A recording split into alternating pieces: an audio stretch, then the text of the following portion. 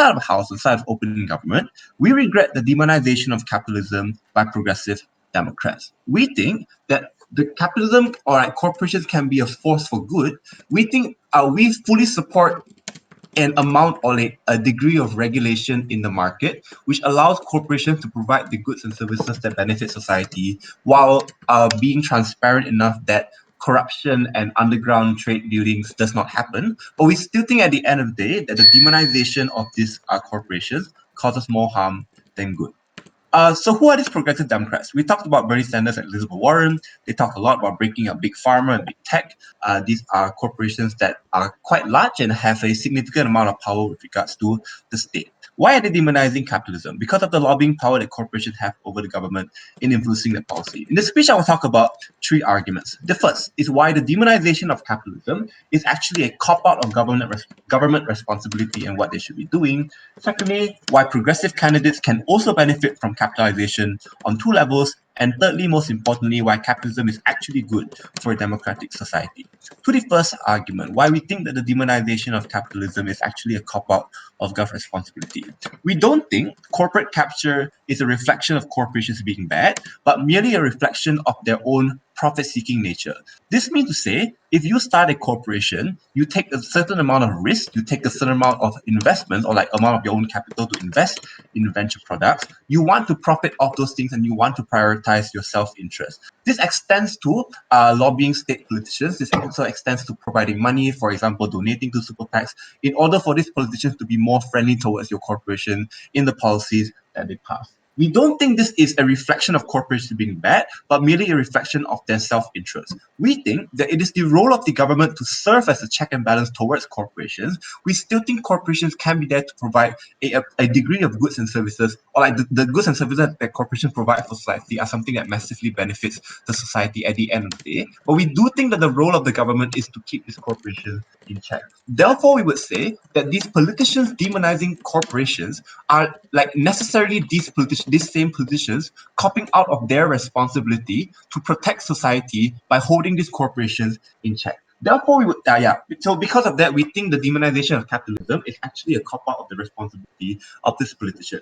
We think this politician should focus on what is the best way to regulate the markets, for instance, be it forcing like regulations to make things more transparent. We think this may include things such as regulating the amount to which corporations like have media airtime, for instance. These are things that politicians should be focusing on rather than saying that corporations are bad and inherently evil and we should do away with them in its entirety. The conclusion of this argument is we think it's the state responsibility and we think it's politicians' responsibility to regulate these corporations rather than to demonize them.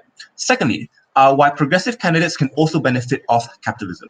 The first level to this argument is simply talking about the corporate donations that they were so scared about. We think that even within the status quo, there are many progressive candidates that receive a significant amount of donations from like corporations in general. Vice President Joe Biden attended a fundraiser with Comcast David Cohen, which oversees the telecom giant's lobbying shop but isn't registered as a lobbyist himself. Comcast in its totality, or like up to today anyways, has donated a grand total of 54,000 USD towards Joe Biden's campaign. So we think that this is a significant amount of money that adds towards his already like very wealthy campaign. We think like people such as Andrew Yang and Kamala Harris are funded by super PACs. Tulsi Gabbard, who's also a Democrat, has also been accepting fossil fuel money, i.e. money from big oil companies in order to finance his campaign. Why do we think from choosing? I'll take you in a bit. Why do we think that this is good?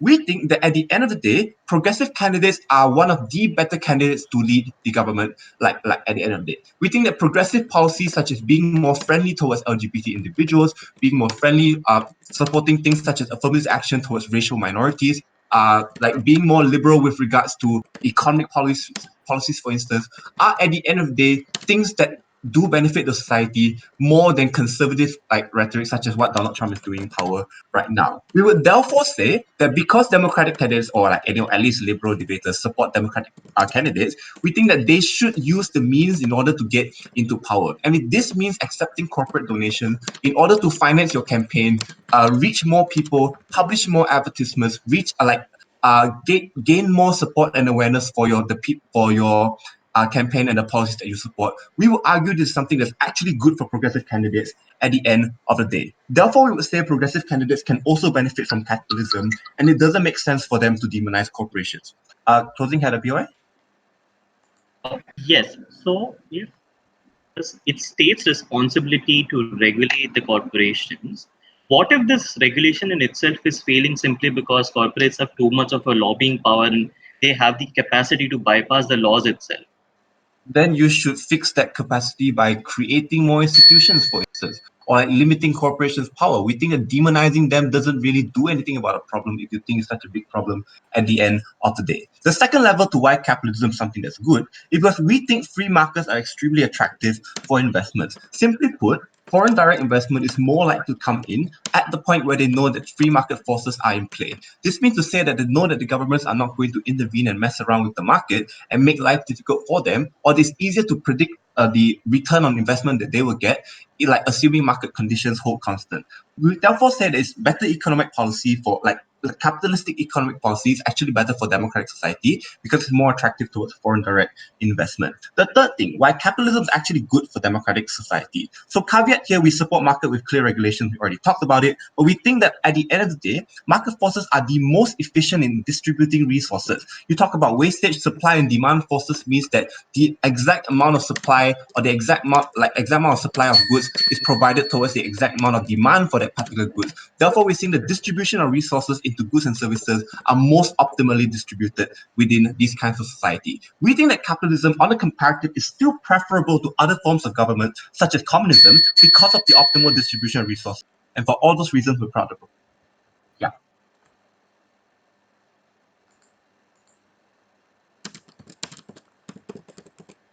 All right, thanks for your speech, and I invite the leader of opposition. Here. Guys, am I audible? Am I audible? Yes. Yes. Yes.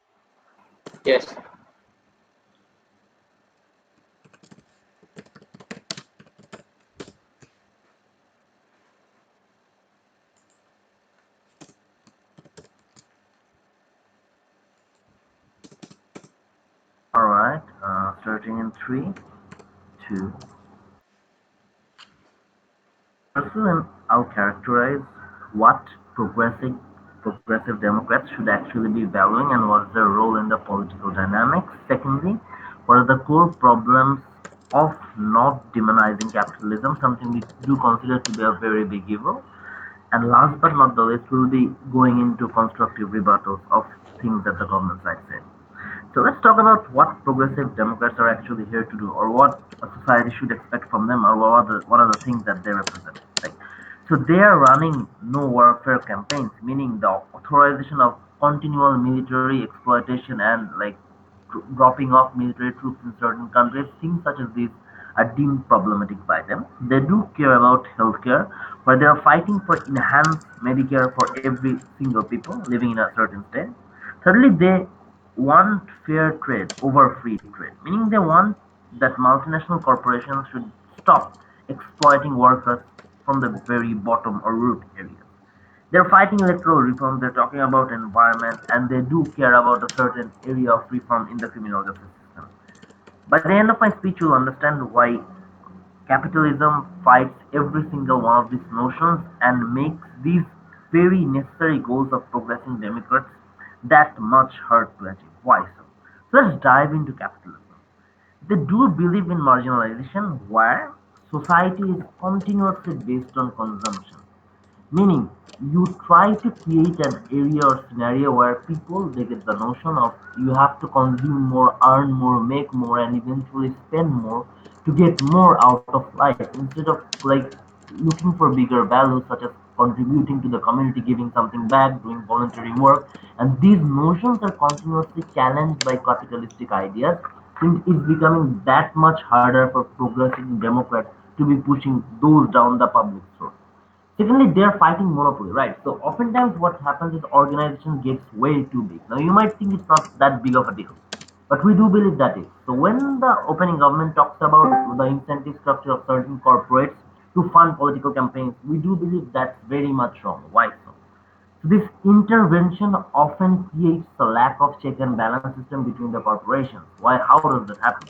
Because oftentimes when corporations have way too much funding, they get to have liaisons or lobbying powers with political people, regardless of which side they're funding. Oftentimes there have been scenarios where they're funding both sides just to make sure the right policies that unfairly support their ideologies are actually passed by the parliament in the long run. And we do believe these systems in the loophole actually end up causing bigger problems. What are those problems?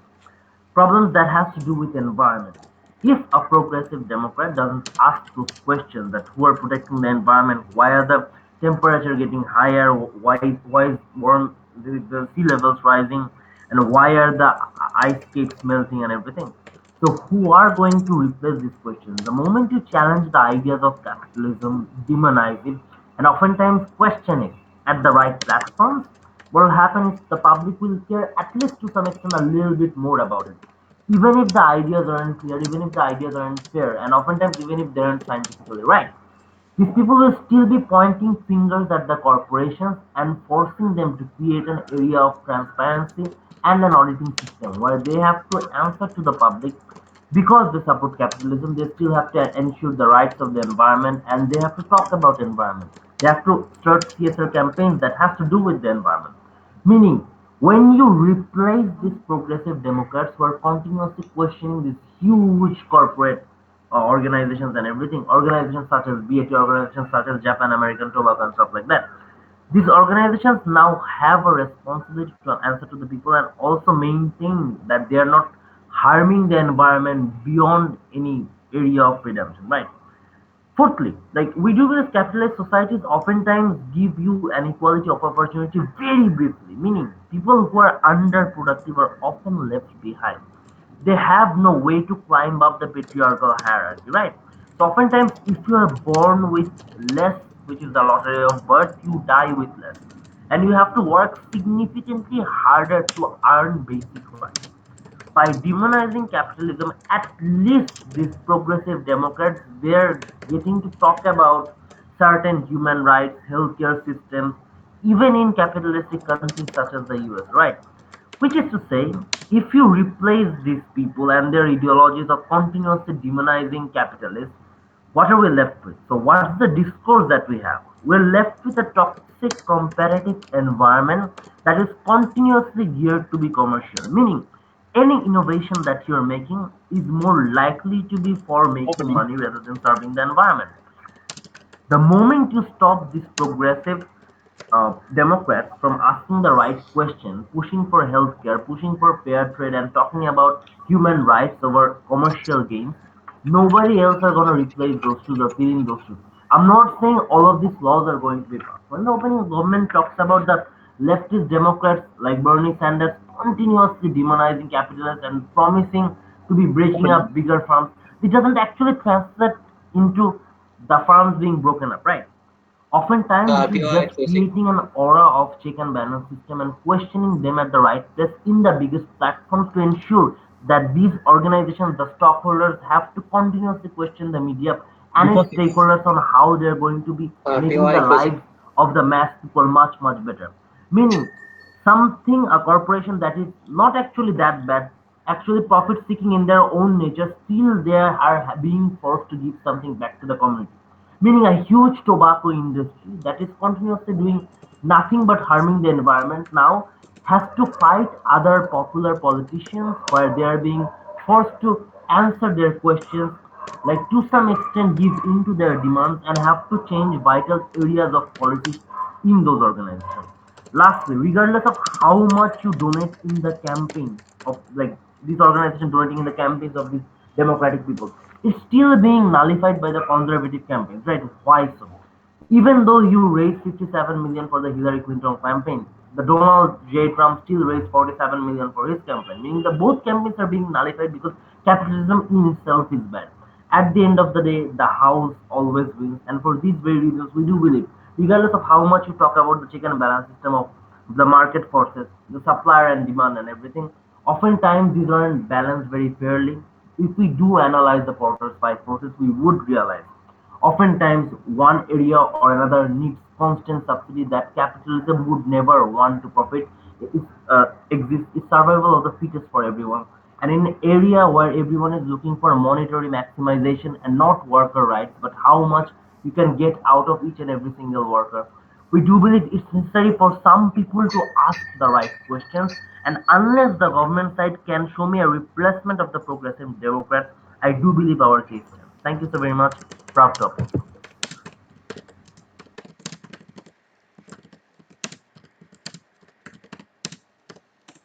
I thank the speaker for that speech, and I invite the Deputy Prime Minister. Here. Just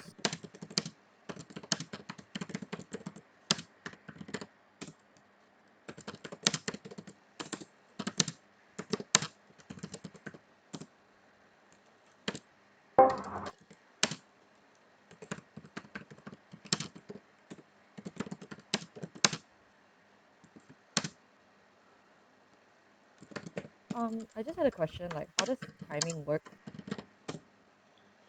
Well, you gotta time yourself, I guess. Okay, do you want me to like plan it? Sure.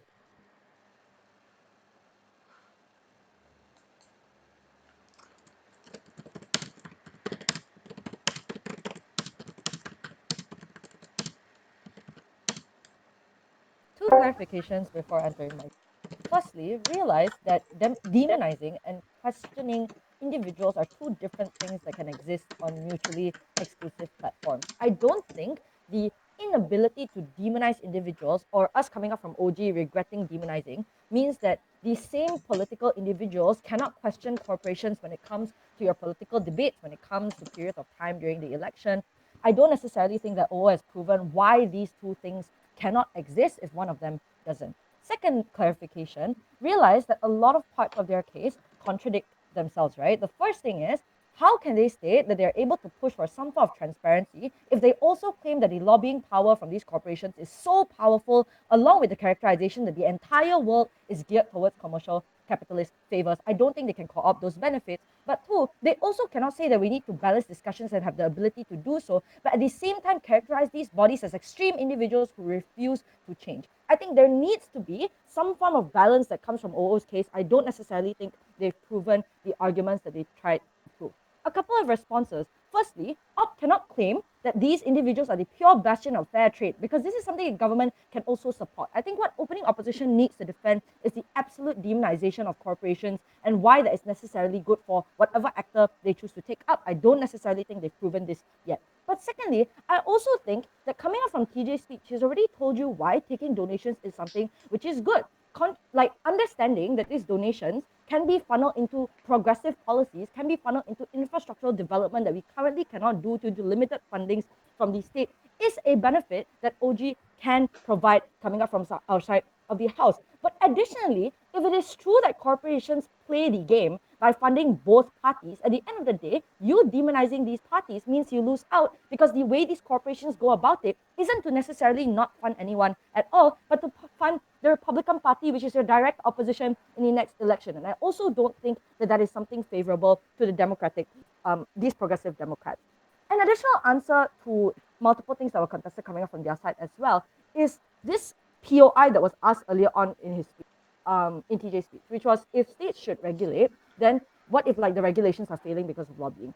I would argue demonizing has pushed for more lobbying existing within the status quo because these capitalistic bodies need a sense of security based on the political party that will be in power based on whoever gets voted in the next election. And I would say that's the reason why a lot of these businesses choose to lobby political governments because they need to ensure that they are still able to benefit off the market with as minimal government interference as possible. The problem with demonizing and the policies that have stemmed from demonizing coming up from progressive Democrats is the fact that these capitalists and capitalist bodies view it as a threat to their corporate stability and profit. And that is why they choose to lobby even more against the policies that you want to push for. I think on a comparative, even if these companies choose to lobby on both sides of the house, this is less of a threat that exists towards progressive Democrats in a world in which we do not demonize them coming up from our side of the house.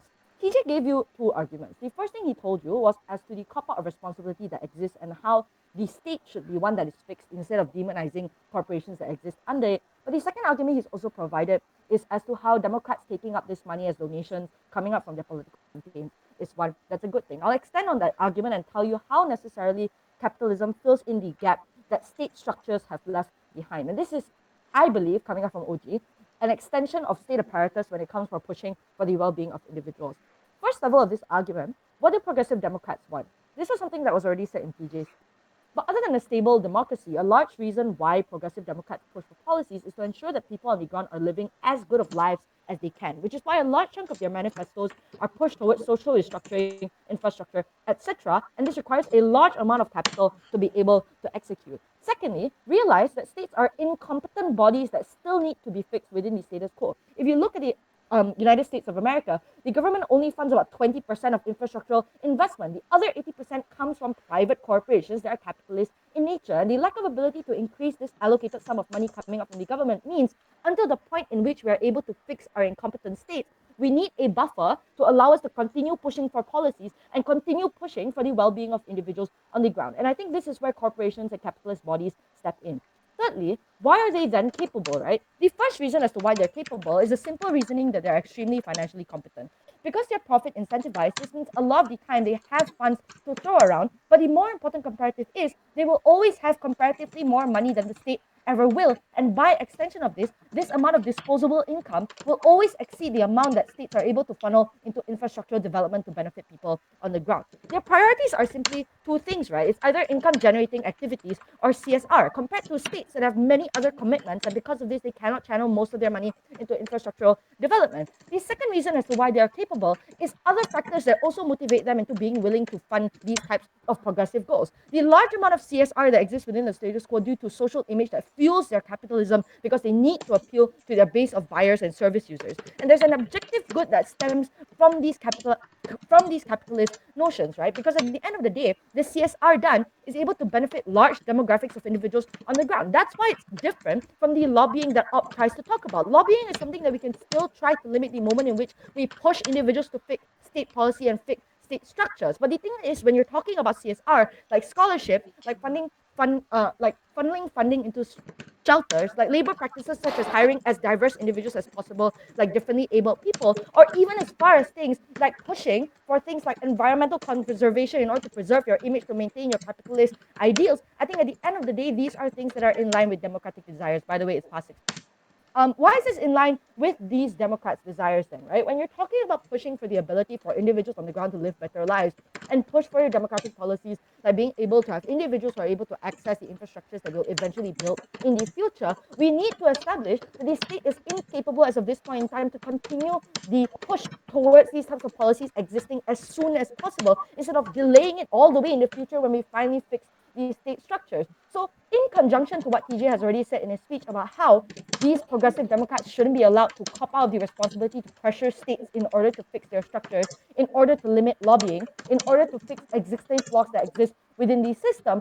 By the time we reach that and the time gap in between for us to be able to push for these policies, we need someone else to be able to step in order to step and fill in the gaps that the state has left behind for us to fix. And this means providing more scholarships for people on the ground, fueling more CSR because of social pressures that exist within the status quo to pressure companies and corporations into engaging in more and more CSR to benefit people on the ground. I think at the end of the day, demonizing these capitalist structures is one that is not strategic when it comes to how necessarily we want to move forward as a movement.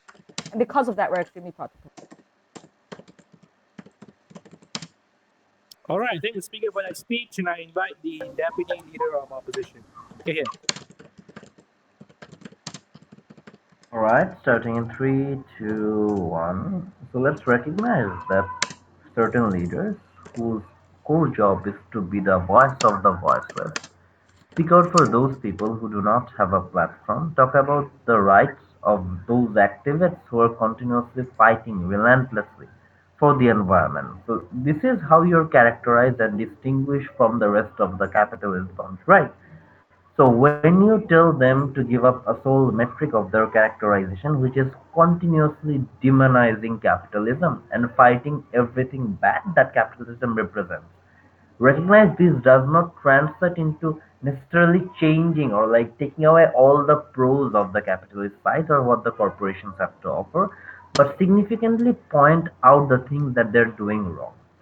When you don't distinguish yourself just as hurt by demonizing capitalism, would the people still be voting for you? Now I'm going to do something that my government side didn't. I'm going to talk about the harms of absolute demonization, why they still did not defend absolute capitalism.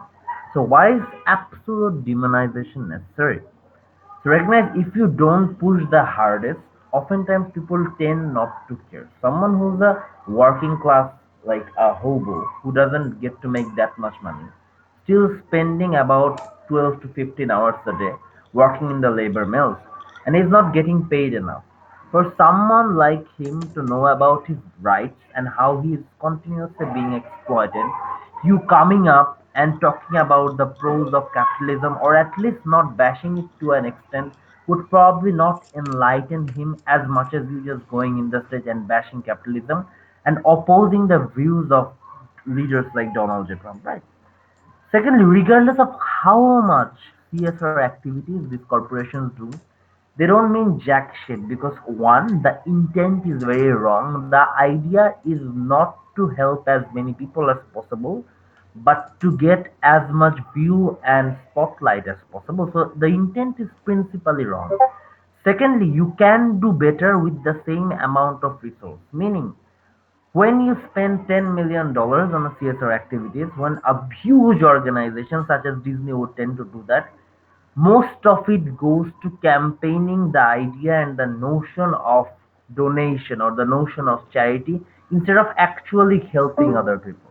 We do believe this is fundamentally wrong as well and leaves loopholes in their intent and their ability to help others.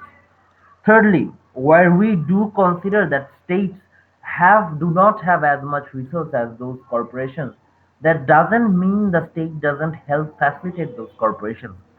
Oftentimes, the amount of resource that a corporation is being able to gather is solely reliant on the contribution of the people. It's the people's money and labor at the end of the day, and you're simply a component in a competitive environment where if you were to be replaced somebody else would have been there to fill your shoes, meaning we don't owe jack shit to those corporations. Point being, Opening. you can be replaced by other people as well. So you have a constant need to give value back to the community. And this sense of value creation oftentimes doesn't work in the like higher top-notch hierarchy of the corporation.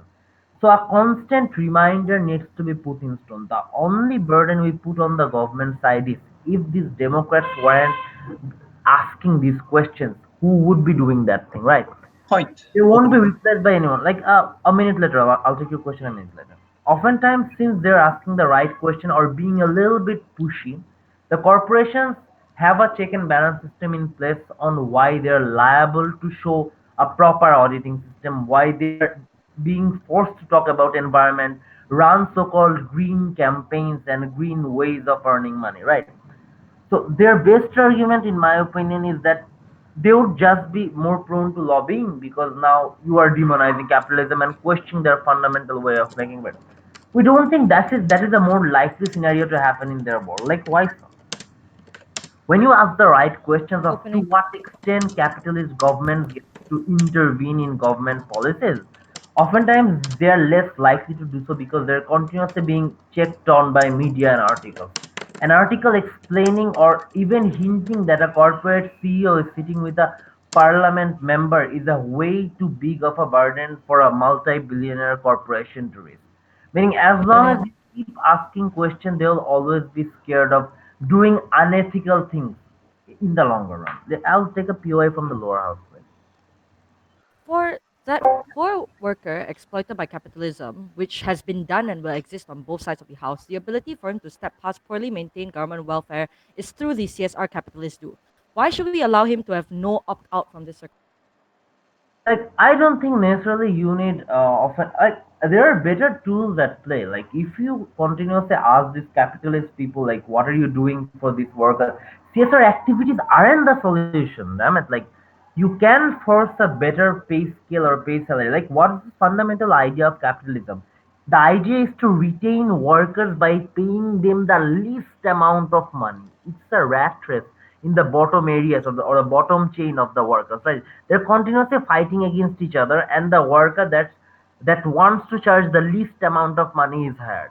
So when you ask these notions of capitalism, you can cover everyone by CSR, but when you strike at the core of the capitalist ideas, I think that they're more likely to talk about what rights the worker should actually receive, how much hours they're actually they need to serve, what should be the proper pay scales, and how much worker exploitation should Opening. actually be like legal and everything, right?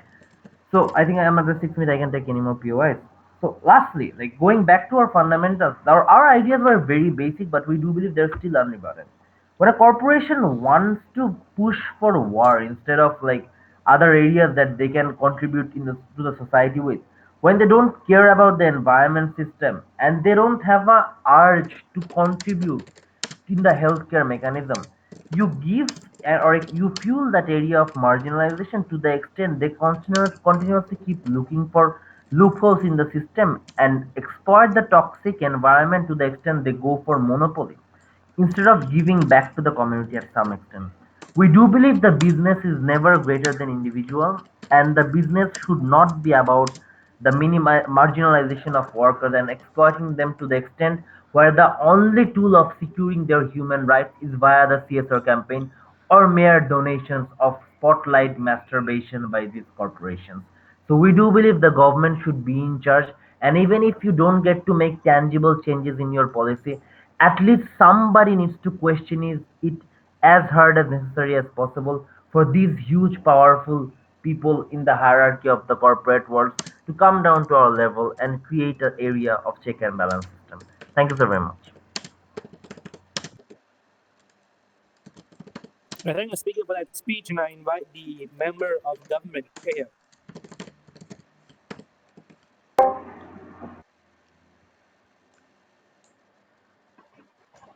Hello, can everyone hear me? Yes. Can you please, so, go down, going on to,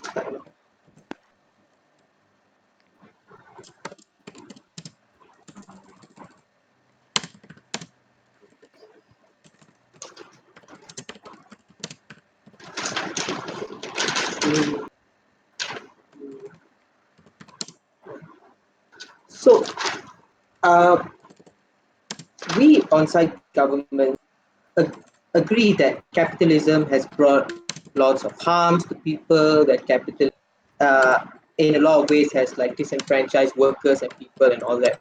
However, we say that the demonization of capitalism has led to more harms than benefits. We believe that under this new paradigm, like this world, that demonization has led to an increased divide, let's say, between the left wing and the right wing in America, and it has led to a wedge being created in these communities, and this has really limited ability for bipartisan support and for bipartisan policies to be carried out. But before I move on to that, first, I would like to explain because there's been some confusion what is like demonization like actually mean, right? So we believe that demonization is separate from criticism, right? Because in terms of criticism, we say criticism is discourse. You have an intellectual debates, you talk to people, you ask questions, you can write articles, you can make researches and all this, right? So these are separate. Right now demonization, right, looks like creating propaganda pieces. It looks like uh, blind like really like harshly criticizing, like for example, like uh, when people like Elizabeth Warren and Bernie Sanders call for billionaires not to exist, calls for like people like talking about how capitalists despise common people, things like that. Now we believe this clarification needs to be made because a lot of what side opposition is talking about, right? Let's look at, for example, right, what the DPM said, right? Firstly, right, they talk about how like this demonization is what like allows for people to be able to talk about like human rights and workers' rights and all that. But they never provided proper clarification of why they believe this is so. Because honestly, why is the demonization necessary for this?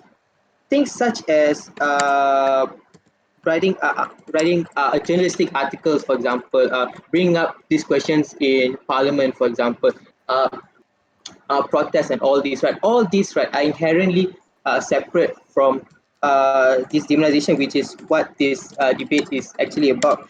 So they never provide any clarification on what demonization looks like under their paradigm, right? Instead, they are just blindly like lumping all these things, like, oh, they talk about like questioning things, like things like this. We do not believe that this falls under the veil of demonization, right? Because obviously these things can exist under under normal paradigms, like regular criticism, right? So we believe this kind of things fall under regular criticism. But another thing they talk about, which was weird when they said CSR actually doesn't help people. It means jack shit. We do not believe this is so. Now, the benefits of it might not be long term, but like CSR, corporate social responsibility, it does in a lot of ways like affect people, right? Like people get better conditions of life because of it, even though it's small, like planting 100 trees, planting 200 trees, it does help. Cleaning up rivers and stuff like that, things like this, it does help. It does bring a lot of benefit to people, right? So that's one thing, right? So the main criticism is they never provided proper explanation on what demonization means. With that being said, right, I'll go to my points now. Closing government will be different from opening, because we are going to focus on how this narrative of demonization has led to there being a deep wedge in America in terms of the communities, in terms of politics, right? Now why do we believe this is so, right? Now, the demonization, right, like for example, like I said, Elizabeth Warren and Bernie Sanders talking about why a billionaire shouldn't exist, like talking about why capitalists are all awful, horrible people who don't care about workers and all that. Right? We believe that this has greatly affected bipartisanship. Now, this demonization, it's like fighting with volatile words, right? So a lot of emotions get dried up in people. So this has greatly hindered the ability for both sides to come together and work together to craft policies and stuff like that. Now, why do we say that this is affected by partisanship? Now, first of all, like let's look at the Republican Party, right? So the Republican Party, as we know, largely led by a lot of rich white men. So, what sounds uh, largely led by a lot of rich white men. So Republicans, they support a lot of Go on. capitalistic ventures, right? What?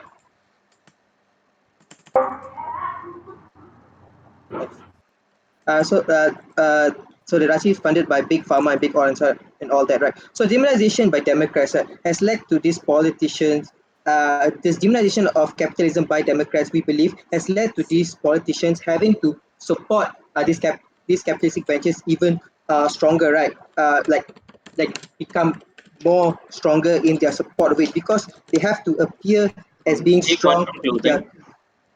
closing. Yes, go on. Don't you think that corporate overreach and the democratic structure in itself a bipartisan issue?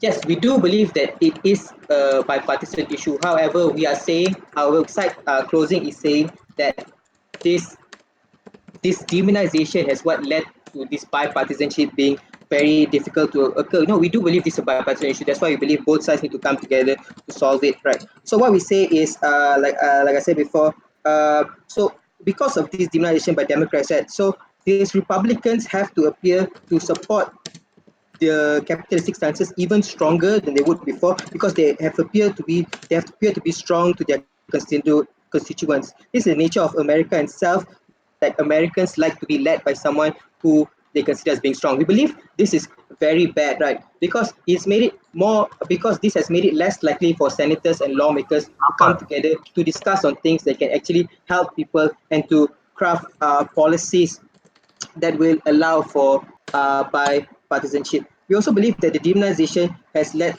to more clashes among people, and the narrative that one side is either all bad or one side is all good, and this has led to there being very little discourse and people don't really get to come together to talk about the benefits that they gain from one side came from capitalism, one side came from socialism, because obviously both sides do benefit, right? For example, the Democrats also benefit from lobbying. So because of this, right, we believe that the demonization of capitalism has largely truly affected bipartisanship, and this is something that we truly regret. And for that, we're very happy to propose.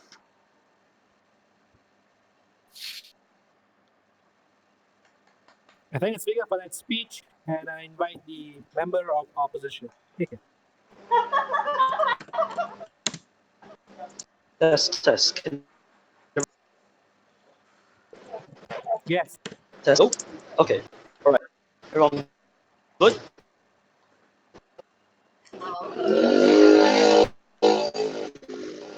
Give me a moment. Wait, guys. I will be giving a speech, so just saying hello. Yeah. Uh, okay. Should we start this debate?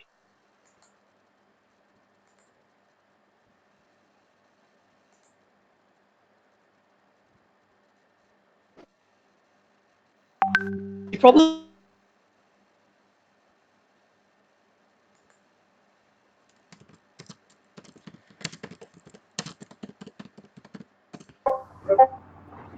CEO is more Uh, I can't hear anything. Sorry. isn't a part of this debate Oh. because at the point in time where if you're informed and you're aware that that the same people who perpetrate oftentimes the failures of capitalism, oftentimes on the side of Republicans, you are unlikely to acquiesce or want to work with progressive individuals anyway. That's the reason why bipartisanship isn't a clash to be won in this debate. That being said, secondly, emotional viscerality, even if it happens on our best case scenario, is unlikely to sway the marginal amount of super Republican individuals. This debate is about the average person and how we best get them on our side of the house. Let's talk about OG then. And the two extensions we're going to talk about in this debate. Where's this debate? This debate essentially is to prove why demonizing capitalism as a progressive Democrat is one of the best policies around. This is our unique extension. The first is that progressive Democrats oftentimes are the route and pathway that connects the most amount of individuals. But secondly, also have the ability to forward strong and harsh criticism that oftentimes forces corporations to be accountable. The keyword here and the outcome that we're looking for is accountability. This is because accountability oftentimes comes at the cost of individuals not buying products from these firms, and that's where they respond to these sort of market incentives. So note, even if the narrative is radical, a progressive Democrat candidate often does Bernie Sanders and AOC is viewed as someone unique, this demonization is something that's likely to cut across party lines, that's likely to translate to many individuals. So even if you disagree with it, you have to pay attention to it because it's that shocking.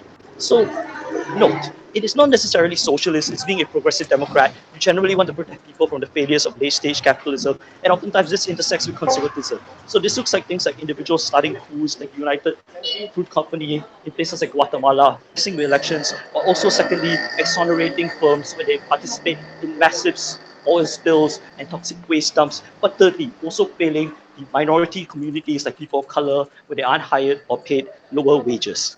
Two extensions then. First, why calling out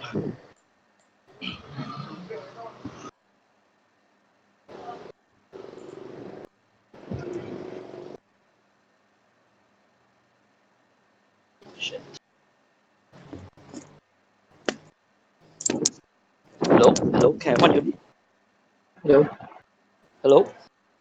Test. Can Yeah, I everyone can hear hear me? you now. Yeah, you're back. Okay. Um, did you get my speech until the extension? Guys. I need to stop somewhere and give the speech because I can't move around. Is it okay if y'all go on first, then y'all give me a message, then y'all drop me a text? Okay. Dude, I get very anxious when it's fine. I've done solo traveling. Can I go in here? Hello. Sorry, I had a little technical difficulty. All right. I will continue the speech anyway. Okay. Ready? One, two, three. two extensions in this debate. First, why calling out or demonizing by specifically progressive Democrats are good. Secondly, the principal role of the Democrats. The first level to the first argument, by calling out and demonizing is good, is that progressive Democrats are oftentimes the face of the Democratic Party against the most visceral conservative individuals like Donald Trump and like so on and so forth. The climate for justice and progressive ideas is one that capitalism oftentimes heavily combats. It's one that oftentimes it crushes and oppresses in terms of things like defending people of color, in terms of things like defending the LGBT community or indigenous tribes who are harmed by the excesses of late stage capitalism.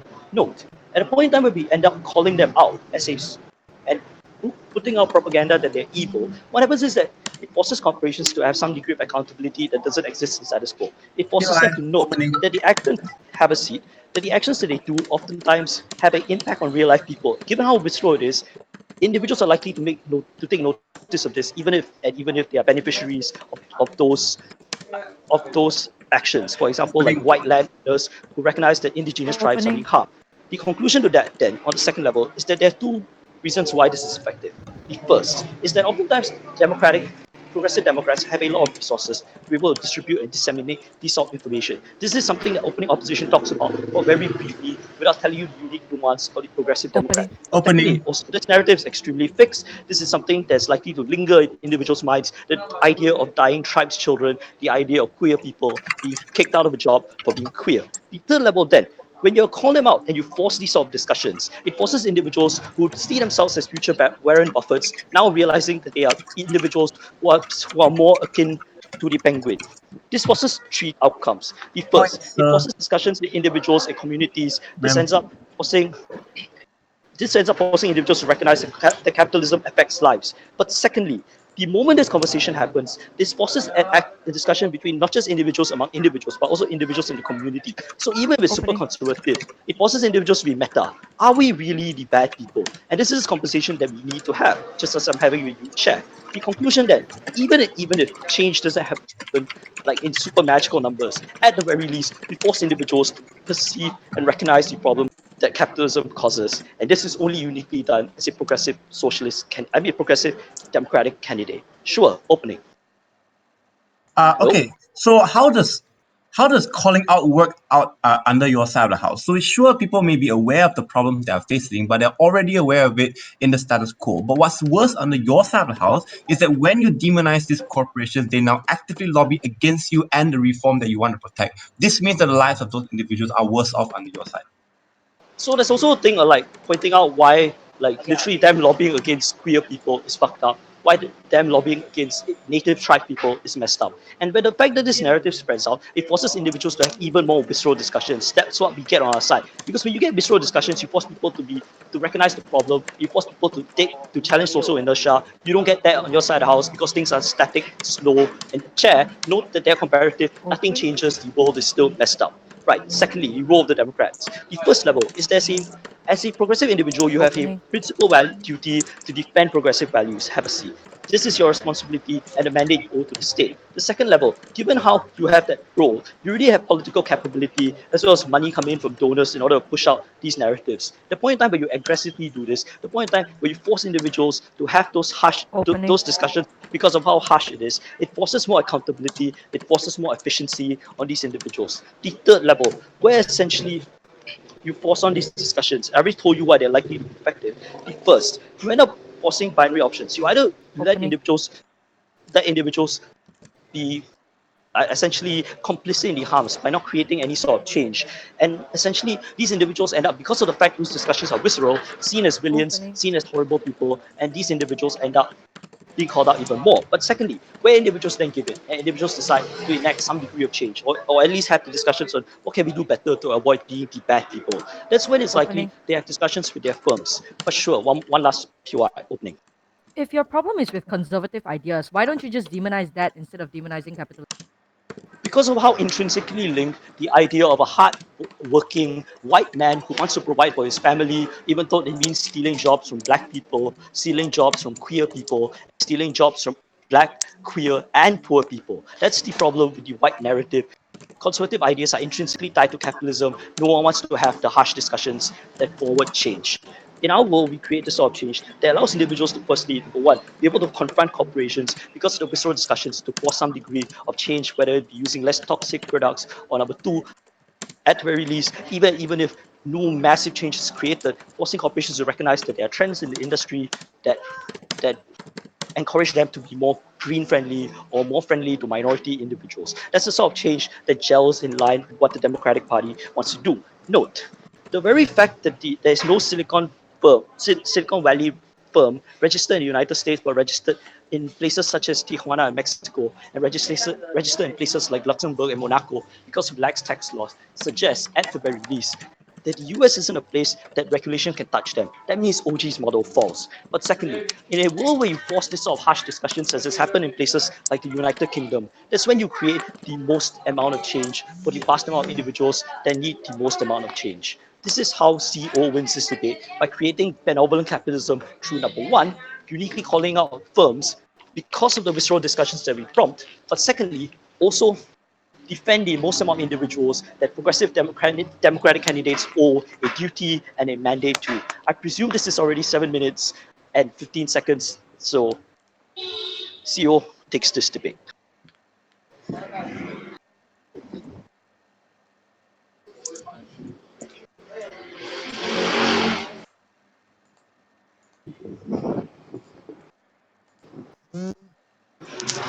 Where am I? Shit. Hello, hello? Hello? Can you hear me? I, Okay. Yes. Okay.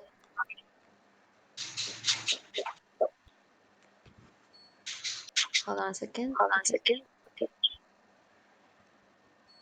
Okay.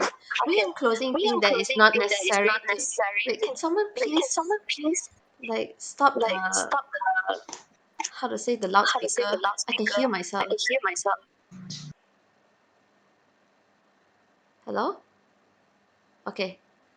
So I'm restarting. Sorry. Okay. So we are closing think that it's not necessary to simply limit ourselves to one economic system, right? Just because we buy into socialist policies doesn't mean we cannot also accept the benefits from capitalism. Closing government is the first side to engage with the possibility of convergence rather than the demonization of one side. We're advocating the EU model, which takes into account of both sides using capitalistic practices to fund socialist policies. For example, the EU model being used in Switzerland to use their capitalistic policies in smart investments in their banking systems to fund social issues such as welfare, healthcare, and schooling, right? We think that opposition has mischaracterized, especially the opening, mischaracterized capitalism, narrowing it down to a pinprick so they can basically call capitalism the absolute worst, right? They say that capitalism, there is this need to believe in marginalization and there's need to consume more and it is need to spend more. And it paints this as is this absolutely detrimental thing that has not benefited society in any way. In a narrative where we exist without capitalism, we can see this in economic systems who use entirely socialist systems. Like for example, in China, in which they basically use it to control the people. Basically, the idea that socialism is something that has a great idea on its surface, but when we look deep inside, there are issues within as well, right? We are saying that both sides have its benefits and have its disadvantages. Capitalism at its fundamental is an economic system by the means of production and distribution are privately and corporately owned. And without this policy, we are not able to create the lifestyle that we're able to live in right now. We are not able to consume as much electronics, consume as much fashion, consume as much the different kinds of foods that we get, because we have told you that capitalism is the most effective way in redistribution, right? So we are saying that we are not going to completely discount the capitalistic ideas. Instead, we're going to use it as a trade-off. We're going to look at both sides and take and combine it in a way that it's both beneficial to society. In a narrative where we demonize capitalism, this prevents this discourse, right? As Povin has told you before, they it prevents us from creating any sort of partisanship. Basically, we have this idea that it has to be capitalism versus socialism. There cannot be in between. This creates a situation where it stops progress. You have to be in one party or the other, or you're basically the worst, right? It stops the ability to take the best of both worlds, and it prevents this discourse that would create a better system for both of us. So we have heard on the side of opening about how, oh sorry, the side of closing on how why calling out is a good thing, because it forces some level of accountability, and individuals are likely to be taken advantage of in a purely capitalistic society. And queer people, LGBT, they have all this discrimination against them. We are saying this is not a mutually exclusive argument. Why can't we both support capitalism, the practices, but also demonizes the practices of the corporations? Because as I see it, the issues that come from capitalism are the micro. It is the fault of the companies, and it's the responsibility of the government to come up with proper regulation to prevent this from happening, right? We can still look at the faults of the corporation, and the government can still regulate them. People's voices don't have to be silenced if we don't demonize. Okay, yes. Go on. Like without the constant demonization of capitalism, do you think the stockholders would have the constant urge to give more to the people around those CSR activities like our upper house claim to be so? Okay, like in your situation, you're assuming that these corporations aren't also subject to market demands, right? If there is a check and balance, not in a sense that we are saying that they are inherently wrong. It is in a sense that people will complain if something, if like the services is subpar or they're being ripped off, and this situation forces the corporations to be able to correct themselves, because it is only the whole concept of capitalism is market demand, right? If the market demands it, so the corporations will provide. I don't see how this is an issue. So aside closing forces us to face the advantages of both sides. That is that no side is better, and it forces us to consider how both sides have faults, right? And they have also talked about how the unproductive have this sort of glass ceiling where the poor are significantly disadvantaged, and by demonizing them, we will allow discourse to prevent inherently commercial policies, right? But like I have already talked about previously, like by in answering that POI, that this capitalism is inherently based on like the trade-off between what the person, I mean, what the corporation is able to make profit of, and what the people are able to want to buy. So it is sort of like a democratic process where the vote comes from how much you buy, how much you purchase, and the corporations listens to it and they respond to the market demands. So we are saying that this kind of system is kind of like a result of what society wants in the first place. And so, by demonizing capitalism, we are not forcing corporations to give into demands. We're simply forcing them to find a different way to cheat the system. For example, capitalism marketing themselves to be more green when inherently it is not, and they just market it in such a way by putting a green label on a bottle or something like that. So basically, we're the first side to say that demonizing, by causing this kind of discourse, right? We are creating a divide between the socialist side and the liberal side. So in this situation, it's not just limited entirely to what happens within this economic discourse, but it extends elsewhere as well. For example, now that you're a person who supports socialism, now you're inherently a commie, and we should not listen to anything you say. Now that you listen to the capitalistic side, you're someone who does not care about the benefits of the lower class, and we should not listen to your side. So both sides are stuck in their own baseball team, basically, where they won't connect to each other. So like this kind of ideology extends to everywhere else, such as in healthcare, where they use pejoratives. For example, oh, you're a commie, we should not listen to you. Or you're a capitalist. Even though your points make sense, even though that capitalism is not beneficial in the long run, we are going to, like, there are aspects of capitalism that's not beneficial in the long run. We're not going to listen to you at all, right? Because we are right and you're wrong. So under those paradigms, we think that closing government deserves the wing. Thank you.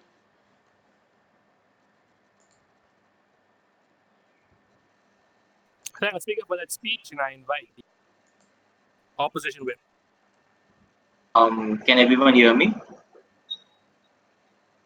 Yeah. Just give me a minute.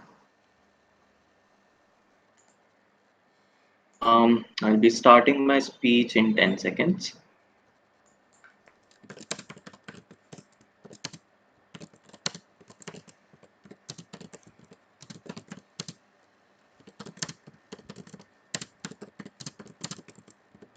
Okay, one, two, three. I'm starting. So I'll be taking down the closing government and then subsequently opening government's case, and then I'll be comparing my team's contribution to the opening opposition's contribution and why we win this particular debate. Now let's talk about the two ideas, or like one principle and one outcome, which comes out in the closing government speech. So the closing government's extension has been that this demonization in itself has led to dilution of the bipartisanship in itself, which in turn has led to the welfare policies like healthcare, etc., being jeopardized simply because corporates are now lobbying against these particular policies and supporting Republicans more. Two targeted responses to that. Number one, it must be understood that it's not just the Republicans which are being targeted by the capitalist structure in terms of like excessive donations, etc. It must be understood that Republicans and Democrats are equally greedy. The greed in itself is something which is bipartisan in nature, and these particular people have an incentive to be incentivized by the corporate structure equally. Hence, it becomes important for progressive Democrats to shift away from this particular thing. How they can shift away from this type of funding is something which I'll explain to you later.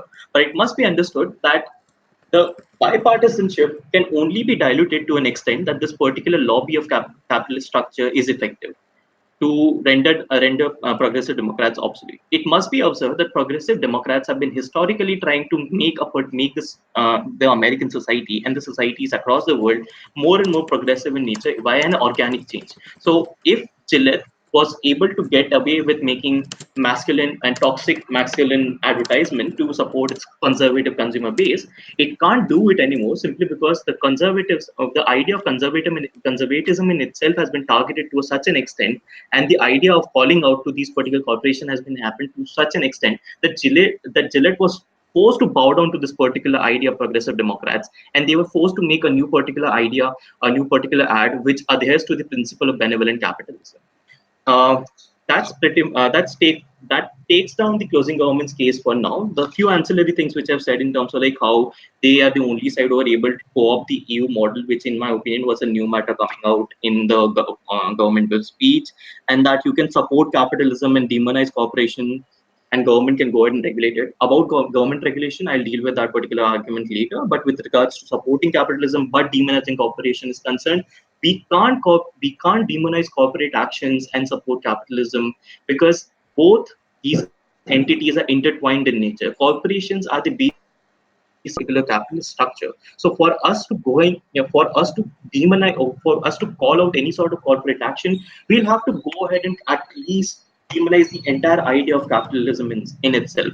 Then both the entire government comes up with this weird idea of how capitalism is the only kind of system which allows proper utilization of and distribution of resources in itself.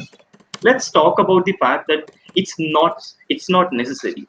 A simple consumer, and capitalism in itself is not something which can be considered as a democratic structure as government has mentioned, simply because it must be understood that in corporate structure and that in capitalist structure, every individual is not having equal means to purchase anything, or having equal purchasing power. So a particular person can go ahead and buy 100 or 1,000 units of anything, and that will still go ahead and justify any particular corporate's needs. So it must be understood that it's not corporate's prerogative to go ahead and take care of proper utilization or distribution of resource in itself. Their job ends the moment their products or their services are on the shelf and are on hire or lease for the people. So it must be understood that it's not necessary for them to take care of entire idea of distribution in itself, and that's where entire argument of opening government comes into picture with regards to state regulation. It must be understood that there are two ways in which corporates can listen to any particular state or like any particular consumer base. Either you can force them via state regulations that hey, you need to pay more taxes, or hey, you need to have proper working hours, etc. And the result would be that these corporations would move out and register their headquarters somewhere else, as my member has already mentioned.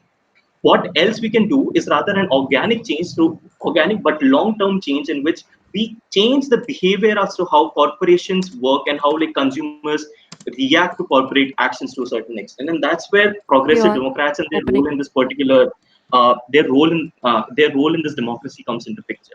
It must be understood that corporations, the biggest accountability mechanism which can be established against corporate structure is not of state regulation or state forcing them to do certain things. It would be rather uh, consumers changing their behavior or consumers changing their behavior and consumers calling these Opening. corporations out, which can only happen when an equally radical counter narrative is presented by some particular stakeholder which has charisma and which has means to do so. And in that regard, progressive Democrats have a unique role to play in this Opening. particular in this particular regard. I'll take you in a while.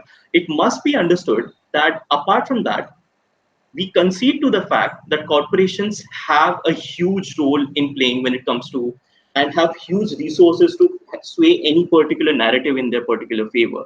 So it must be understood that the only possible way for us to sway and create a counter narrative is via a radical counter narrative wherein we absolutely demonize these corporations to an extent that people have something in their mind with regards to which is against these corporate structures which already own media, which already own social media, etc. Hence, it is prerogative on progressive Democrats to go ahead and challenge these corporate structures, these corporations to such an extent that they are absolutely demonizing them.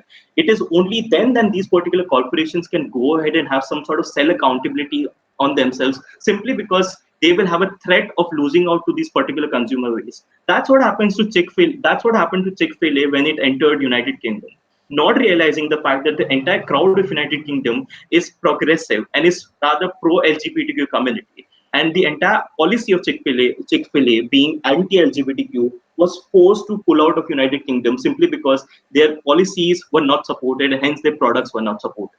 So what do we bring out in this particular debate from our side? We bring out the idea of benevolent capitalism as to how like capitalist structures and corporations themselves can be accountable to themselves once the consumer behavior is changed via these particular charismatic progressive leaders, and how we talk about the accountability in itself is in a in a broader manner in comparison to opening opposition, which only talks about worker rights or human rights, etc. Hence, we are very proud to oppose.